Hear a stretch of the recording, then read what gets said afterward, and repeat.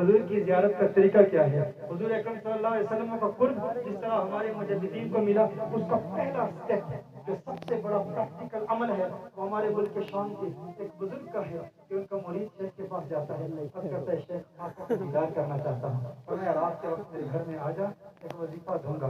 کہا کیسا وظیفہ؟ کہا آ جا، یہ ایک نرالا وظیفہ ہے، ایک انوکھا وظیفہ ہے۔ شیخ نے کھانے کا اہتمام کیا اور کھانے میں پانی بھی نہیں رکھا اور نمک بھی کھانے میں بہت زیادہ ڈال دیا، نمک بھی بہت زیادہ ڈال دیا اور پھر پانی بھی کھانے میں نہیں رکھا۔ اب وہ شیخ کے ادب میں، مرشد کے ادب میں، وہ کھانا کھا رہا ہے اور پھر پوچھتا بھی ہے کہ پانی کیوں نہیں دیا؟ پر جس مقصد کے لیے آیا تھا اس مقصد کے حوالے سے اپنے شیخ سے عرض کرتا ہے، مرشد آپ نے فرمایا تھا کہ آقا کے دیدار کا وظیفہ دوں گا، تو وہ وظیفے کا کیا ہوا؟ تو مرشد نے فرمایا اب تو گھر چلا جا، نہیں تیرے لیے وظیفہ ہے، ہاں ایک شرط ہے، گھر جا کے پانی نہیں پینا اور فوراً سو جانا۔ اس نے کہا ٹھیک ہے، گھر چلا جاتا ہے، پانی نہیں پیتا، سو جاتا ہے، صبح بیدار ہوتا ہے، فجر کے وقت مسجد کی بارگاہ میں حاضر ہوتا ہے، عرض کرتا ہے اے میرے شیخ، اے میرے مرشد، آپ نے فرمایا تھا آقا کے دیدار کا وظیفہ دیں گے، دیدار تو نہیں ہوا۔ مرشد فرماتے ہیں کہ بتا کیا تو فوراً گھر چلا گیا تھا؟ فوراً چلا گیا تھا۔ پانی پیا؟ نہیں پیا۔ فوراً سو گیا تھا؟ فوراً سو گیا تھا۔ خواب میں کچھ نظر آیا؟ بہت نظر آیا۔ کیا نظر آیا؟ کہا جہاں آنکھ اٹھائی کنویں نظر آئے، دریا نظر آئے، سمندر نظر آئے، ہر طرف پانی ہی پانی نظر آیا۔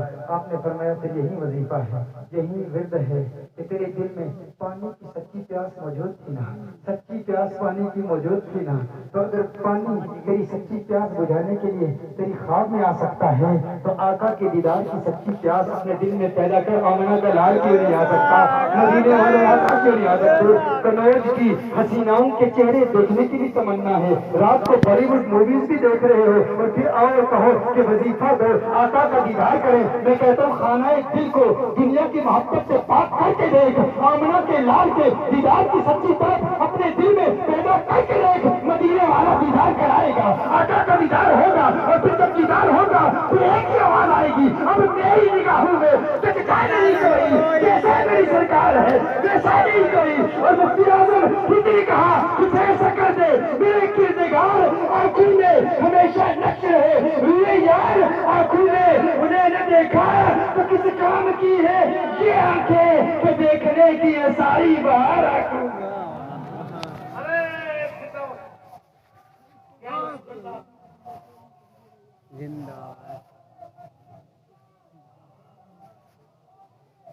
آؤ آج ارادہ کریں اس بزم میں، آج ہم ارادہ کریں، ہم تزکیہ نفس کی مراحل طے کریں گے۔ جو ہمارا تحریک میں پریکٹیکل میتھڈ ہے، گناہوں کے 7 دروازوں کو بند کرنے کا جو عملی طریقہ ہے، آنکھیں، جو 7 دروازے ہیں انسان کے دل کے گرد، آنکھیں، زبان، کان، ہاتھ، پیٹ، شرمگاہ، پاؤں، ان 7 دروازوں پر، یہ 7 وہ گیٹس ہیں دل کے جن کے ذریعے اگر یہ دروازے کھلے رہیں تو شیطان زہر کے تیر دل میں پھینکتا ہے، انسان توبہ کرتا ہے ٹوٹ جاتی ہے، پھر کرتا ہے ٹوٹ جاتی ہے، پھر کرتا ہے پھر ٹوٹ جاتی ہے، ایک وقت آتا ہے انسان کہتا ہے یار اس توبہ پر استقامت حاصل کرنے کا امکان اس دور میں نہیں ہے۔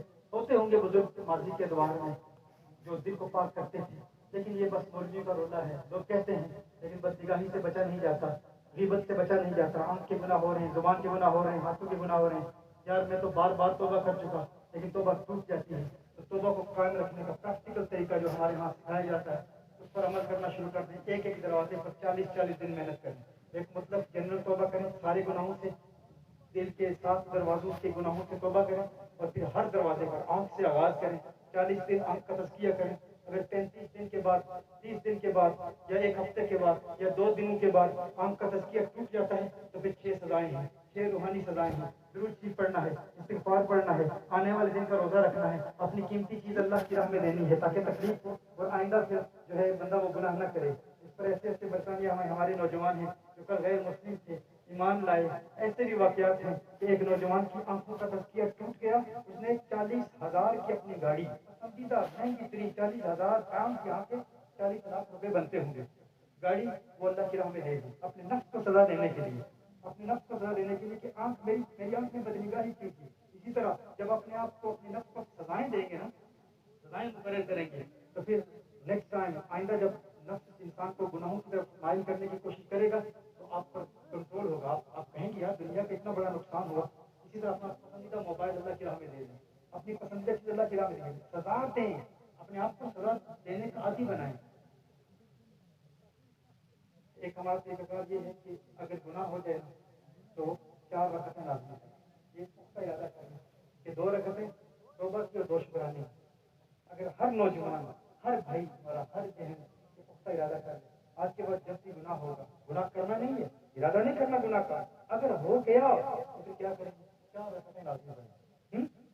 2 رکعتیں توبہ فوراً اور 2 شکرانے کی کہ اللہ نے مجھے توبہ کی توفیق عطا کی. یاد رکھیں کہ شیطان آپ کو گناہ کی طرف ظاہر کرنے کی کوشش کر رہا ہوگا, اور آپ اگر گناہ نہ کریں تو شیطان کو تکلیف ہوگی, بہت تکلیف ہوگی. لیکن اگر آپ نے گناہ کر لیا اور اس کے بعد سچی توبہ کی اور شکر ادا کیا اللہ کا, تو شیطان کو اور زیادہ تکلیف ہوگی. آپ کے گناہ کرنے پر, گناہ نہ کرنے پر شیطان کو تکلیف ہوتی ہے, لیکن سچی توبہ اور سچی توبہ کے ساتھ جب آپ سے اشکوں کی برسات جاری ہوتی ہے اور پھر تم اللہ کا شکر ادا کرتے ہو, یہ شیطان کے لیے زیادہ تکلیف ہے. بہت تکلیف شیطان کو پہنچتی ہے, اور شیطان کو اس بات کا یقین ہو گیا کہ اگر اس نے گناہ کر لیا تو یہ پھر مجھے سزا بھی دے گا, سزا دے گا. یہ سچی توبہ کرے گا, یہ شکرانے کے نفل پڑے گا. ایک شخص فجر کی نماز پڑھا ہوگی تو کیا کیا, 1 سال روزے رکھے, مسلسل 1 سال روزے رکھے. کیوں؟ وہ بیدار ہونا چاہتا تھا. شیطان نے میٹھی نہیں سنا دیا, سو جا. جب آنکھ کھلی تو فجر کا وقت ہو چکا تھا, سورج شروع ہو چکا تھا. اس کے بعد اس نے کیا کیا, اپنے نفس کو سزا دینے کے لیے 1 سال وہ دن جن میں روزے نہیں رکھے جاتے ان کے علاوہ مسلسل 1 سال روزے رکھے.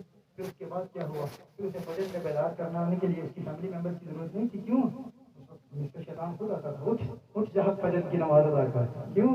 شیطان کو پتا تھا 1 روزہ 1 نماز مس ہوئی اس کی, 1 سال روزہ رکھا, 1 اور نماز اس کی قضا ہوگی تو پتہ نہیں کتنی مجھے سزائیں دے گا. تو ہمارے یہاں پرابلم یہ ہے, بدنگاہی ہو جائے, گناہ ہو جائے, ڈرگ ایڈکشن پیدا ہو جائے, کوئی کرائم ہو جائے, ہم کہتے ہیں ہمارے لیے توبہ کرنا ممکن ہی نہیں ہے, پاسبل ہی نہیں ہے. وہ 1 مکہ مارتے آپ زمین پر گر جاتے ہیں. میں کہتا ہوں 1 مارے تو آپ خود کھڑے ہوں, اور اسے 10 مکے مارے. 1 گناہ کرائے تو آپ کہیں کہ میں 10 10 منشیات کے آدمی کو توبہ کروں گا, ان کو دین کی دعوت دوں گا, 10 بے نمازی کو نمازی بناؤں گا, 10 والدین کے نافرمانوں کو فرما بردار بناؤں گا. تو ہوتا کون ہے مجھے گناہوں کی طرف مائل کرنے والا؟ تو نے مجھ سے گناہ کرایا تو بدلا دیا. تو میرے پاس ایک نوجوان آیا, اس نے کہا کہ گناہوں سے بچنا میرے لیے ممکن نہیں ہے, میں کیسے بچ سکتا ہوں؟ میں نے کہا بس ایک عمل کر لے, آج کے بعد گناہ ہوا نا تو 4 رکعتیں ضرور پڑے گی. 2 گناہ سے توبہ کی اور 2 شکرانے کے نفل جو ہے شیطان کو بڑی تکلیف ہوتی ہے. ٹھیک ہے, نوازا کرتا ہوں, میں اس پر عمل کروں گا. اس نے عمل کیا تو میرے پاس آیا کچھ ہفتے کے بعد. میں نے کہا بتا اب کیا سلسلہ؟ تو کہتا تھا کہ گناہوں سے بچنا ناممکن ہے, تو تم نے تو وعدہ کیا تھا. اس نے کہا پہلے دن جب میں نے وعدہ کیا تھا, کیونکہ انسان کو جب شیطان قابو کر لیتا ہے, انسان بنتا ہے اٹریکشن سے, ورلڈلی اٹریکشن سے, دنیا کی محبت سے انسان بچ ہی نہیں پاتا. تو اس کا مزاج بھی ایسے بن گیا تھا کہ یہ ناممکن ہے, میں اب نا امید ہو چکا ہوں, مایوس ہو چکا ہوں, میرے لیے گناہوں کے پاس ہونا ممکن ہی نہیں ہے. رات کے وقت حرام دیکھتا ہوں, پورنوگرافی دیکھتا ہوں اور گناہوں کا ارتکاب کرتا ہوں, میرے لیے ممکن نہیں ہے. ٹھیک ہے, نماز پڑھوں گا, نافرمان بھی بن جاؤں گا, لوگ مجھے عالم دین بھی کہیں گے, لوگ مجھے شیخ بھی کہیں گے, لیکن تنہائی میں گناہوں کا سلسلہ بھی جاری رہے گا. ٹھیک ہے, لوگ احترام بھی کرتے ہیں, کبھی کبھی ایسا بھی ہوتا ہے بہت بڑا عذاب انسان پر آتا ہے. انسان جتنے گناہ کرتا ہے دنیا میں لوگ اس کی اتنی تعظیم کرتے ہیں. یہ اللہ جل وعلا کا بہت بڑا عذاب ہوتا ہے, کیونکہ پھر اس کا سب سے بڑا عذاب وہ آخرت میں ہوتا ہے. اللہ اس کے عذاب کو مؤخر کر دیتا ہے. اسی طرح وقت گزرتا جاتا ہے, انسان کہتا ہے ٹھیک ہے یار جب وقت آئے گا دیکھا جائے گا. ایسے بہت سارے لوگ ہیں. اللہ جل وعلا کی شدید تدبیر سے ڈریں.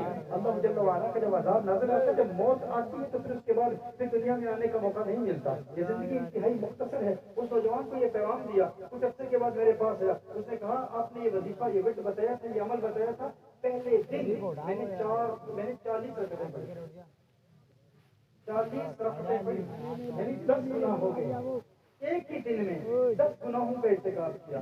پہلے دن میں نے 40 رکعتیں پڑھی, اس کے بعد دوسرے دن 36 رکعتیں پڑھی.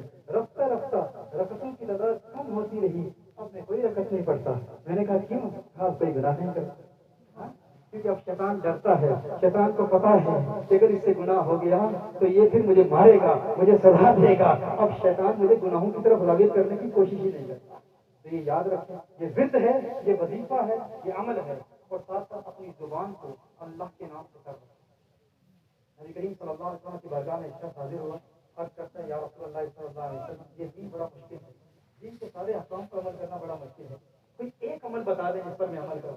نبی کریم صلی اللہ علیہ وسلم نے ارشاد فرمایا اپنی زبان کو اللہ کے ذکر سے سر رکھ، مشغول رکھ اللہ کے ذکر سے، ذکر کے ساتھ، یعنی دین پھر آسان ہو جائے گا، دین آسان ہو جائے گا۔ ہر وقت درود کی پڑھتے رہیں، ذکر پاک کے الفاظ کرتے رہیں، سانس کے ساتھ ذکر کرتے رہیں، جب زبان پھنس جائے تو درود ہی پڑھتے رہیں، اللہ اللہ کا ذکر کرتے رہیں۔ اس کا اثر ڈائریکٹ انسان کے دل پر ہوتا ہے۔ کبھی یہ نہ سوچے، لوگ سمجھتے ہیں یار میں محنت نہیں کرتا، فقط زبان سے ذکر کرنے کا کیا فائدہ ہے؟ دیکھیے ابو بکر شبلی علیہ بیان کر رہے ہیں اللہ، اس میں ذات کی پاور بیان کر رہے ہیں، اس میں ذات کی پاور کیا ہے کہ اللہ کے نام میں ایسا اثر ہے کہ انسان کے دل کی دنیا بدل دیتا ہے۔ پوری سینہ فلسفر ہے، فلسفی ہے، ابھی سینہ سے انگلش میں کہتے ہیں، مجمع میں بیٹھا ہے، کھڑا ہو جاتا ہے ابو بکر شبلی آپ کہتے ہیں اللہ کے نام میں اتنی طاقت ہے، اتنی قوت ہے۔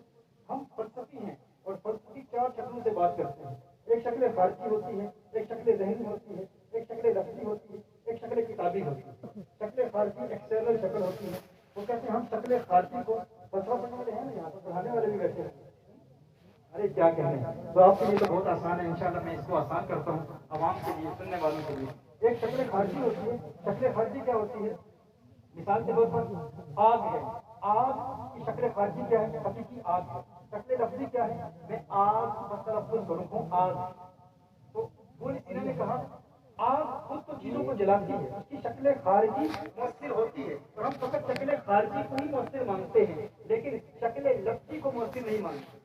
ہم شکل کتابی کو مؤثر نہیں مانتے، ہم شکل ذہنی کو مؤثر نہیں مانتے۔ کیوں؟ آپ آج کہتے ہیں تو کیا آپ کی زبان جلتی نہیں جلتی؟ اس کا مطلب ہے آپ کی شکل لفظی مؤثر نہیں ہوتی، کوئی اثرات مؤثر نہیں کرتی۔ آپ کاغذ پر آگ لکھتے ہیں تو کیا کاغذ جل جائے گا؟ نہیں۔ آگ کی شکل خارجی تو مؤثر ہوتی ہے، لفظی مؤثر نہیں ہوتی، کتابی مؤثر نہیں ہوتی، اور ذہنی بھی مؤثر نہیں ہوتی۔ کیوں؟ آپ آج کے بارے میں سوچتے ہیں تو کیا آپ کا دماغ جلتا ہے؟ نہیں جلتا، نہیں جلتا۔ ہاں ہم تو شکل خارجی کو مانتے ہیں، ہم اللہ کی ذات کو مؤثر تو مانتے ہیں کہ اللہ کی ذات انسان کے دل کی دنیا بدل سکتی ہے، لیکن ابو بکر شبلی آپ تو کہہ رہے ہیں کہ اللہ کا اسم، اللہ کا نام بھی انسان کی دل کی دنیا بدل دیتا ہے، ہم فلسفی اس بات کو نہیں مانتے۔ ابو بکر شبلی نے فرمایا تو گدھا ہے، گدھے کو کون سمجھائے؟